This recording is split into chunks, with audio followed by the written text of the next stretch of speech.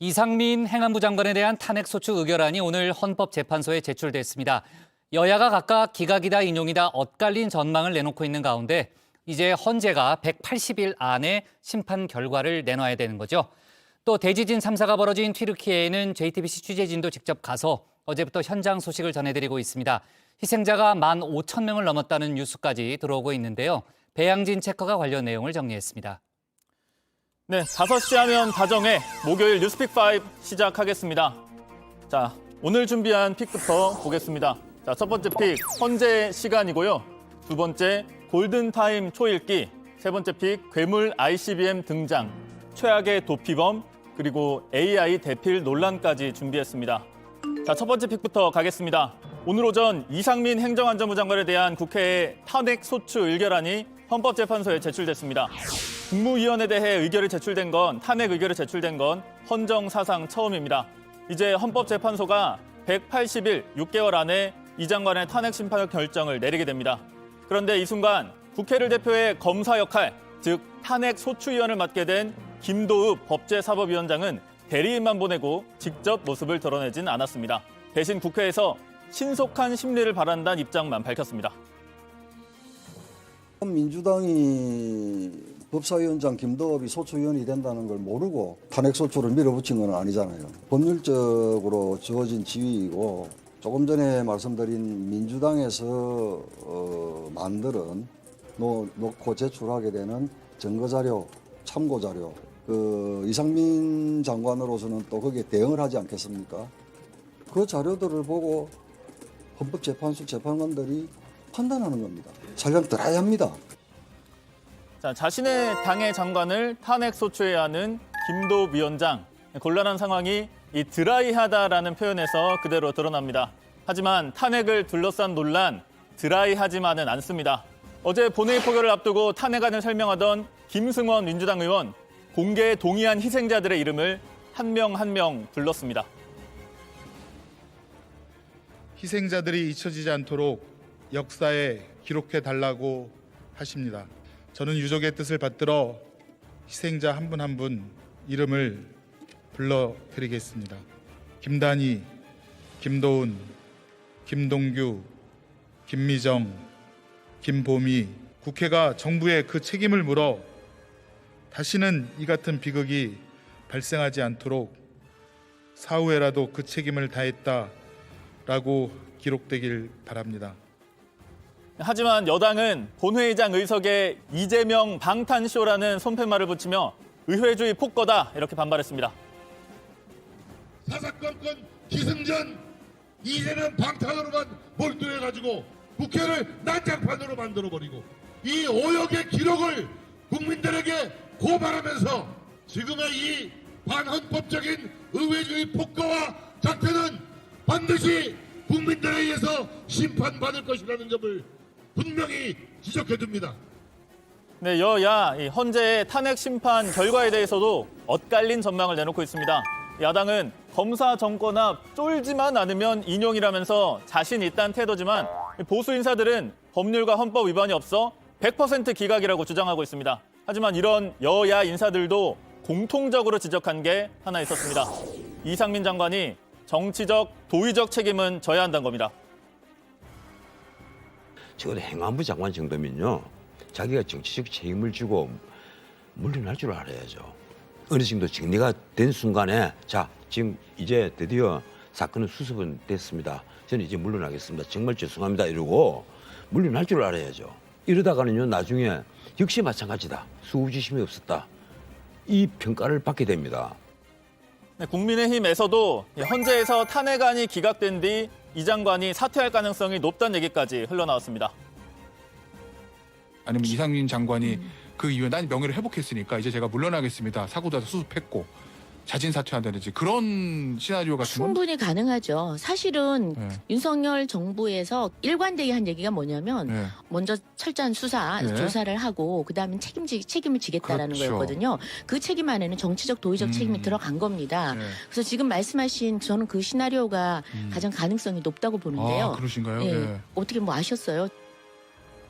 네, 직무가 정지된 이 장관 앞으로 관용차도 타지 않고 비서의 도움도 받지 않겠다고 행안부에 밝혔다고 합니다. 하지만 월급은 별도 규정이 없어서 그대로 받는다고 하죠. 대통령실은 다시 한번 이상민 장관 엄호에 나섰습니다. 어제 탄핵안이 가결된 지 30분도 안 돼 의회주의 포기다. 의정사의 부끄러운 역사로 기록될 거란 입장을 냈습니다. 또 검토하지 않고 있다고 밝히긴 했지만 장관 대행을 맡는 행안부 차관을 실세 인사로 교체할 거란 얘기도 흘러나왔었습니다. 이상민 행정안전부 장관 탄핵 소추안이 가결된 데 대해서 다음과 같이 입장을 밝힙니다. 의회주의의 포기입니다. 의정사의 부끄러운 역사로 기록될 것입니다. 자, 국민 여론은 어떨까요? 조사에 따라 조금씩 다르긴 하지만 지난달 22일자 여론조사를 보면 이상민 장관이 사퇴해야 한다는 응답이 오차범위 안에서 더 많았습니다. 그런데 탄핵 추진에 대한 찬반을 물었을 때는요. 이렇게 정치적 공세이기 때문에 탄핵해선 안 된다는 응답이 더 많았습니다. 그러니까 이 장관이 정치적 도의적 책임은 져야 하지만 법적 책임을 물어 탄핵하자는 건 정치 공세다. 이렇게 정리할 수 있을 것 같은데요. 이제는 다시 헌법재판소의 시간입니다. 대통령 탄핵 사례를 보면 고 노무현 전 대통령의 탄핵 심판은 63일, 박근혜 전 대통령의 경우는 92일이 걸렸습니다. 헌재 재판관 9명 중 7명 이상이 출석해 6명 이상 찬성하면 탄핵이 인용됩니다. 이 장관이 이태원 참사 대응 과정에서 헌법과 법률을 위반했다는 사실이 얼마나 입증되는지가 핵심 쟁점입니다. 결과가 어떻게 나오든 정치적 해결이 필요했던 문제가 결국 사법의 최종 판단을 받게 된 데 대한 정치권의 반성도 필요해 보입니다.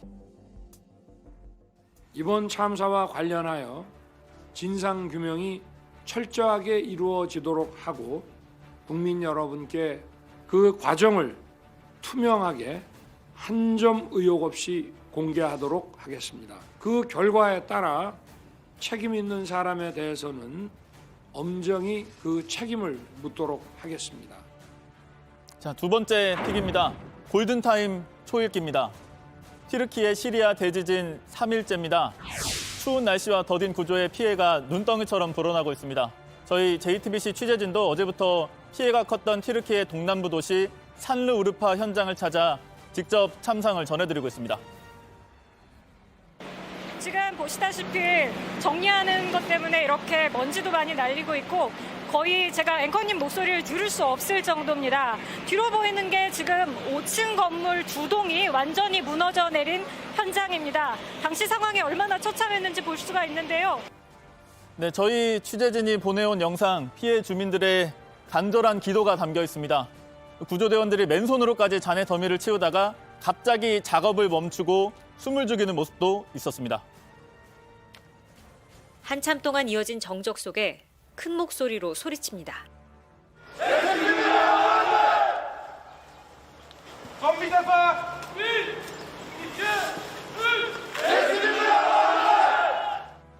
혹시 모를 실종자들의 반응을 찾는 겁니다. 하지만 문제는 이렇게 무너진 건물이 튀르키예에서만 6천 채에 이르는데 생존의 골든타임 72시간이 이미 지나가고 있다는 점입니다. 지금 지진이 발생한 지 약 78시간 정도 됐는데요. 추위로 인한 저체온증과 탈수 등 때문에 피해자들이 버티기 점점 어려워지고 있습니다.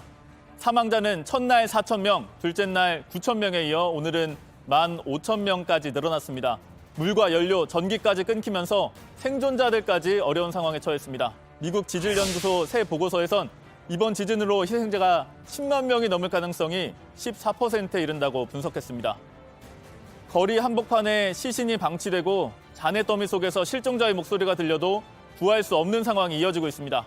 이런 상황에서 튀르키예 에르도안 대통령이 이런 지진에 대비하는 건 불가능하다고 말한 사실이 알려지면서 튀르키예 국민들의 분노는 더 커졌습니다.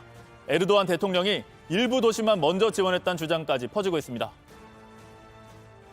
그럼 에르도안 대통령이 아끼고 사랑하는 도시에 먼저 구조대가 투입됐다 이렇게 보시는 거예요? 볼 수가 있는 이유가 뭐냐면 예. 이제 일어나자마자 이제 시장들한테 전화를 했었는데 대통령이 에르도안 이제 걱정하지 마, 우리 이제 국가로서 일을 다 해낼 거야. 그러다가 이제 좀 약간 언론에서 너무 분노가 나와가지고 또 이제 그 다음에 또 그 시장들한테 전화를 했어요. 네. 근데 애초에는 전화를 안 했었어요.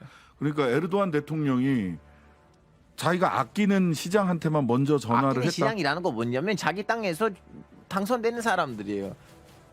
네, 그래도 국제사회의 도움은 이어지고 있습니다. 튀르키예로 급파된 우리나라 구조팀 118명도 본격적인 탐색 구조 활동에 착수했습니다. 역시 피해가 컸던 하타이주 안타키아에서 오늘 새벽부터 활동을 시작했는데 오후에 첫 생존자 70대 남성을 구해냈다는 소식이 전해졌습니다. 그리고 얼마 지나지 않아서 일가족 3명을 더 구했다는 소식도 들어왔습니다. 반면 비슷한 피해를 당한 시리아 북부는 상황이 정반대입니다. 아직 이재민을 위한 텐트도 추위를 피한 두꺼운 담요도 없다고 합니다. 시리아 독재 정권이 국제사회의 제재를 받으면서 도움의 손길에서 상대적으로 소외되고 있다는 겁니다. Köyümüze gideceğiz ama yollarımız kapalı. Sobamız yok. Soba ihtiyacımız giderilirse Allah'ın izniyle başka bir şeyimiz yok yani. 네, 세 번째 픽, 괴물 ICBM입니다. 자, 소위 김정은 뮤직비디오라고 불렸었죠. 검정 선글라스를 쓰고 나온 김정은 북한 국무위원장이 손짓을 하자 등장했던 이 무기, 괴물 ICBM이라고 불렸던 화성 17형으로 추정되는 미사일입니다. 이 대륙간 탄도미사일이 어젯밤 열린 북한의 건군절 75주년 열병식에도 줄줄이 등장했습니다. 고체 연료 ICBM으로 추정되는 신형 무기까지 선보였습니다. 이날 열병식엔 북한의 전술핵 부대까지 등장했다고 합니다. 군사력을 한껏 선전한 건데 다만 김 위원장의 대미, 대남 메시지는 나오지 않았습니다. 네 번째 픽으로 가겠습니다. 최악의 도피범입니다. 재판을 앞두고 도주했던 라임 사태 주범 김봉현 전 스타모빌리티 회장이 오늘 1심에서 징역 30년을 선고받았습니다. 라임 사태, 피해 금액만 1조 7천억 원에 이르는 역대급 금융사기였습니다. 김 전 회장은 총 1,000억 원대에 달하는 자금을 횡령한 혐의를 받았습니다. 게다가 지난해 11월 재판 직전에 조력자들을 통해 도주했다가 48일 만에 지인의 집에서 붙잡히기까지 했죠. 재판부는 피해자 수와 피해의 규모 등에 비춰 죄책이 무겁고 변론 종결을 앞두고 도주하면서 자신의 형사 책임을 부당하게 회피하려 해 엄한 처벌이 불가피하다고 밝혔습니다. 또 횡령 금액 중 769억여 원에 달하는 추징금도 부과했습니다. 자, 마지막 픽 가겠습니다. AI 대필 논란입니다. 정혜원 여러분들도 한 번쯤 들어보셨죠? 어떤 질문을 해도 문장 형태로 답을 내놓는 대화형 인공지능 챗 GPT. 저도 한번 써봤는데요. 우리 다정회에 대해 어떻게 생각하는지 한번 물어봤습니다. 정치부 회의는 정치 현안에 대한 깊이 있는 보도와 분석으로 알려져 있습니다. 정치 현안에 대한 빈틈없는 보도와 복잡한 주제를 조명하는 능력으로 높은 평가를 받아왔습니다. 100점짜리 답변 아닌가 싶은데요. 그런데 이 챗 GPT를 학교 과제를 쓰는데 사용했다가 빵점 처리를 당한 학생들이 우리나라에선 처음으로 나왔습니다. 한 언론 보도에 따르면 수도권 국제학교에서 재학생 7명이 영문 에세이를 작성하면서 챗 GPT를 활용한 사실을 최근 적발했다고 합니다. 이 학교는 앞으로 과제를 검사할 때 인공지능을 썼는지 검사할 수 있는 프로그램을 사용하겠다는 입장입니다. 국내 교육계도 비상이 걸렸는데요. AI 표절 방지 윤리 교육을 강화하는 것과 동시에 AI 활용 능력을 기르는 교육도 필요하다는 지적이 나오고 있습니다. 네, 오늘 뉴스픽 5 마무리하겠습니다. 들어가서 원픽 꼽아보겠습니다.